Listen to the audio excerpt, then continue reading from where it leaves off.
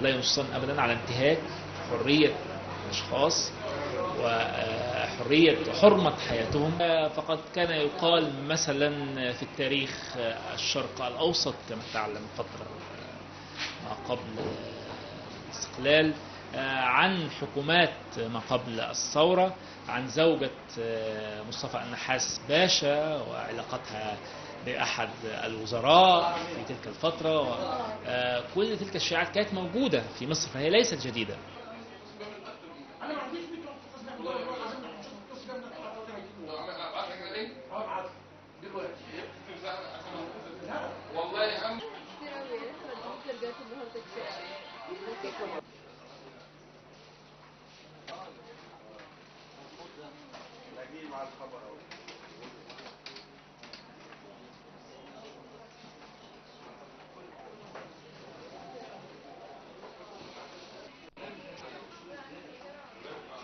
أقصد نشر صور ابنتي على سبيل المثال. هل كإعلاميين هل نعتقد أن الأمن هو من سرب هذه الصور؟ على المستوى الشخصي كنت أعلم جيدا قبل نشر الصور بأسبوعين، رأيتها على أكثر من مدونة.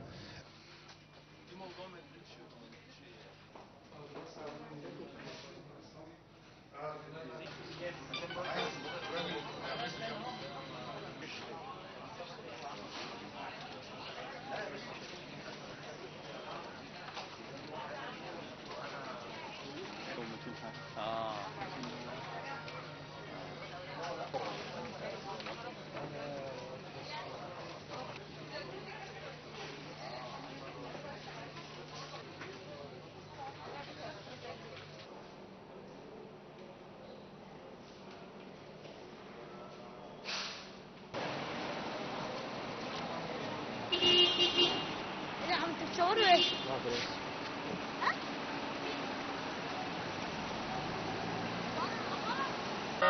موضوع نشر صورة بنت محمد البرادعي بالمايو، أنا شخصيا بعتبر إن دي حرية شخصية هي، وخاصة حضرتك بتقول إن هي مع زوجها على الشاطئ يعني. مؤثر سلبي